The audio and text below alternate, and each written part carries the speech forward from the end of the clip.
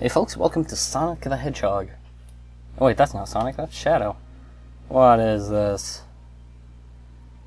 Yep, this is Shadow the Hedgehog. Sega's attempt to be hardcore and edgy and gory, but then they made Mad World and was infinitely better.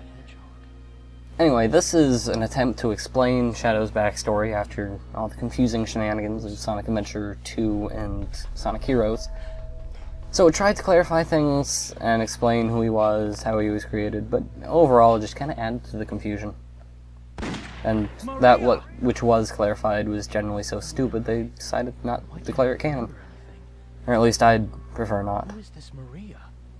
So basically, Shadow has amnesia, maybe because he actually has amnesia, maybe because he's actually an android created after Sonic Adventure 2 by Dr. Robotnik, who knows.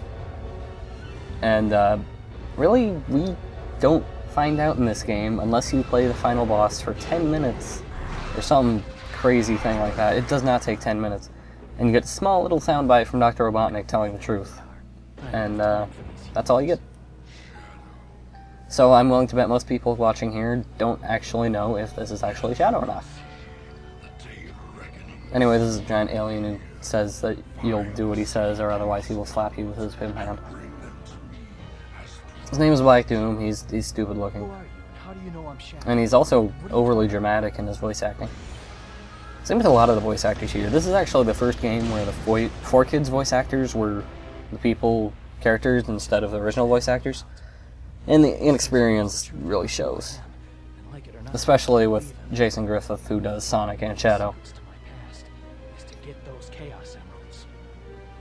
Although I'll give him credit, his Shadow voice and his Sonic voice are very different.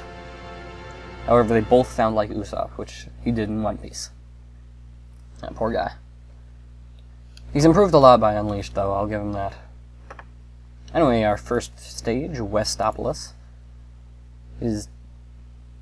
in case you didn't know, this game follows an ethical story route kind of mechanic. In each stage you can do either a good guy path, a bad guy path, or a neutral path.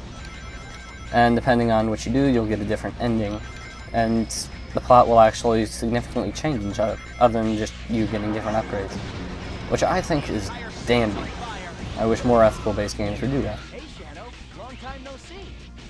Looks like these black creatures really mean business. So in this stage, the hero path is kill all the black alien dudes who really look more gray than black. And dark side path is to kill all the gun soldiers. I'm not going to be doing that. I've decided my story path based on a bunch of random numbers that people gave me on the channel comments page. Also Chaos Emerald just sitting there, you don't see that very often. I was just going to use the straight numbers and, depending on their affinity to the numbers 33 or 66, decide which mission I would be doing. Then a ton of people just chose really low numbers, and that was really boring. So I decided to plug the numbers they gave me in as maximums in a random number generator, and then base it off the thirds and two-thirds of those numbers.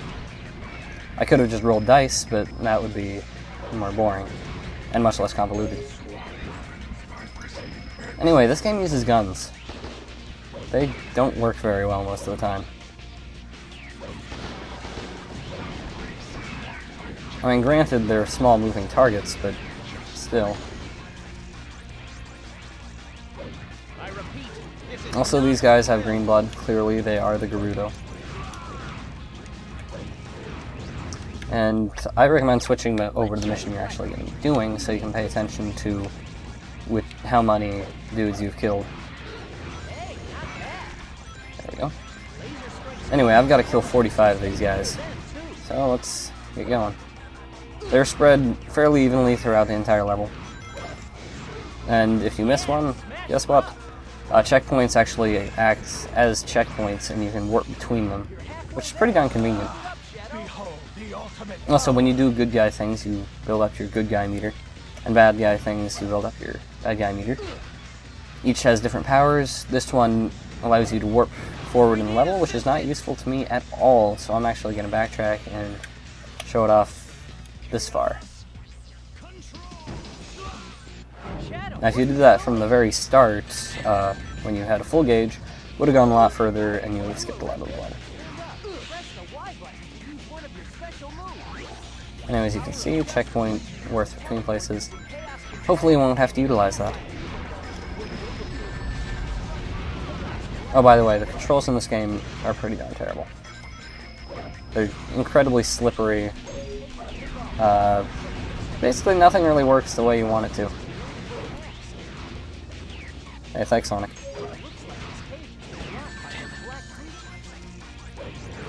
And there are plenty of glitches in the game as well. And just to make sure I'm not missing anything, look this way. Nope, does not appear so.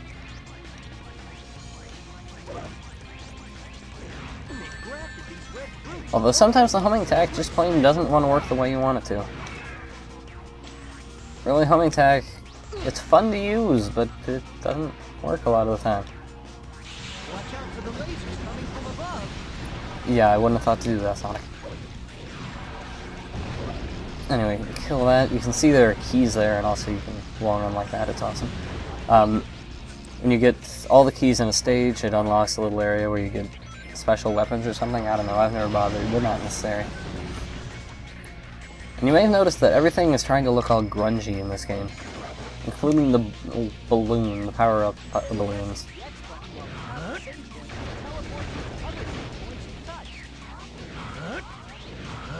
And also this game changed the controls a little bit. X does that attack, or whatever it's called, I don't care. It's a weird adjustment after playing Heroes and Sonic Adventure 2. At least for me. Okay, I'll kill these guys. Actually show off flipping a bus. Like that.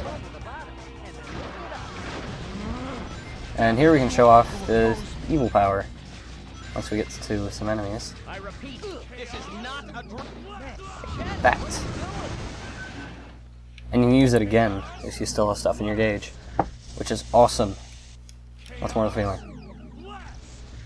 Can't imagine why you'd ever need to do it 3 times in a row unless you're in a boss fight. Also, magical disappearing bus. I don't understand it. There are a lot of weird visual glitches in this game. Just glitches in general in this game. Hopefully they won't screw me up too much though. There's a checkpoint. Yeah, you can board vehicles in this game. They suck and are terrible.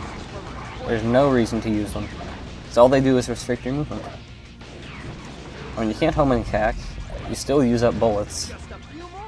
There's no reason to use them.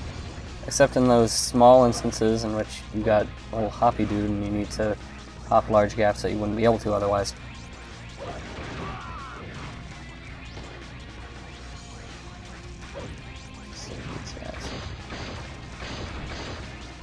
Wasting bullets like no tomorrow.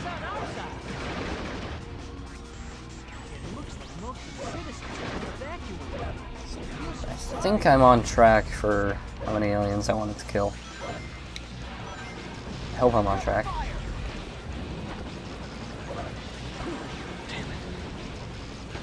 Actually, I don't think I'm on track. I'm missing a few, aren't I? Yeah, I'm missing at least one. I'm missing one. And I don't want to use that. Definitely don't want to use that. Ah, there we are. Good. Didn't have to backtrack too far. Also, be careful if you use your Chaos Control hero power and you go through that goal ring, you will finish the neutral mission. I've done that in a prior recording. So just ignore that, go past here, go to the section that looks almost threateningly similar to the beginning of the level, get hit by a helicopter, turn invisible for some reason, and then move on to our last 3 enemies of the stage. Looks like our guests have decided to pay us another visit. Let's show them a good time. Let's kill that guy. There's just one more somewhere. That's all. Ha! Done. And I probably got a horrible grade on that. Disgusting black creatures. Get out of my sight. Because I haven't practiced this game in a long time, by the way. Yeah, see.